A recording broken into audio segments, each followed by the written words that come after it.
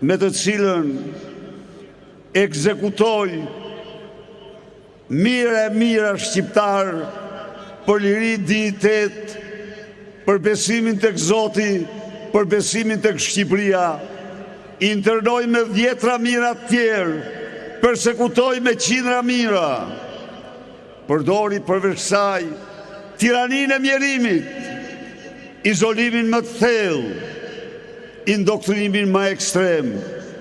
Pra i regjim 46 vjeçar vendosej mbi disa shtylla që rëndonin çdo ditë mbi shqiptarët.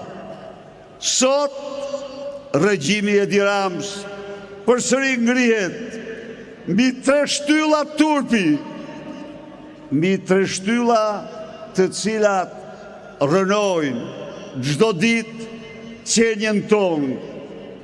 Në qoftë se Enver Hoxha me varfrin, mjerimin, skamjen, urin kronike, shtypjen dhe indoktrinimin, i shtroi shqiptarët në një popull fantazm.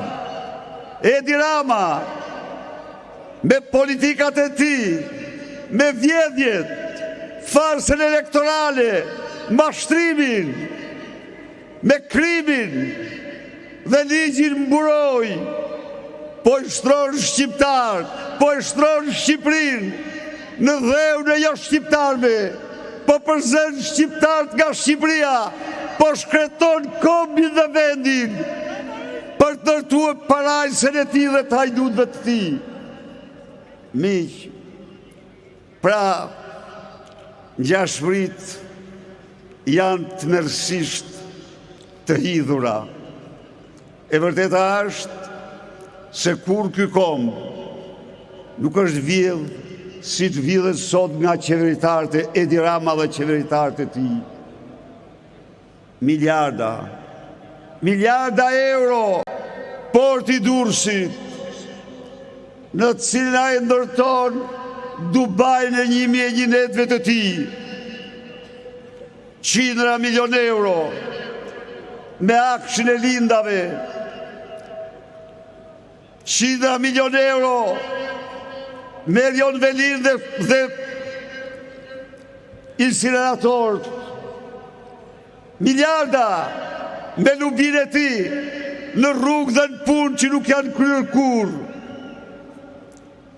Dhe këto para, përveç se në parajsat e tyre, shndrohen në një krim të tmerrshëm elektoral, shndrohen në votat blera, dhe votat e blera shndrohen në vjedhje dhe me të mëdha.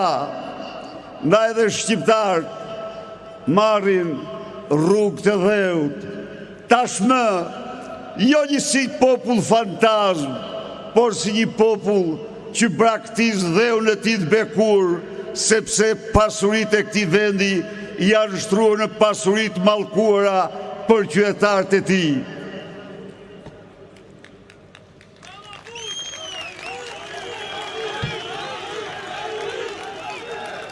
Edi Rama, ky armik i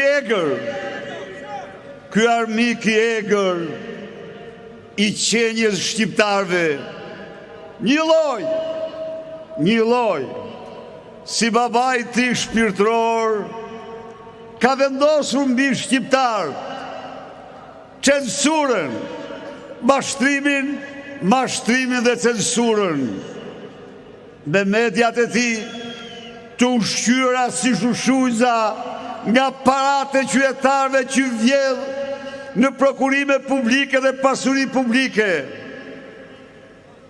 Qytetarët ndigjojnë nga mëngjesi që erë ndarkë, mashtrime dhe vetëm mashtrime, glorifikime të keqes, të krimit, të vjedhjes, demonizim në opozitës, censurim në opozitës. Dhe përsëri në një rreth vicioz, mashtrimi kthehet në votë dhe vota në mashtrim. Por ja ku jemi sot, këtu me shumë se kur, për të zotuar se ne do rikthejmë mediat e lira në Shqipëri, do rikthejmë zgjedhjet e lira në Shqipëri, dhe se Shqipëria do t'jetë një vend normal, një vend i bekur si që ka bërë Zoti, vend i njerëzve të lirë. Miq, në qoftë se Edi Rama përdori kundër shqiptarëve policinë gjelatët të sigurimit shtetit, policinë politike, falen Enver Hoxha, Edi Rama përdor falangat e krimit, përdor organizatat kriminale, përdor kartelet e drogës, përdor ergyset e administratës.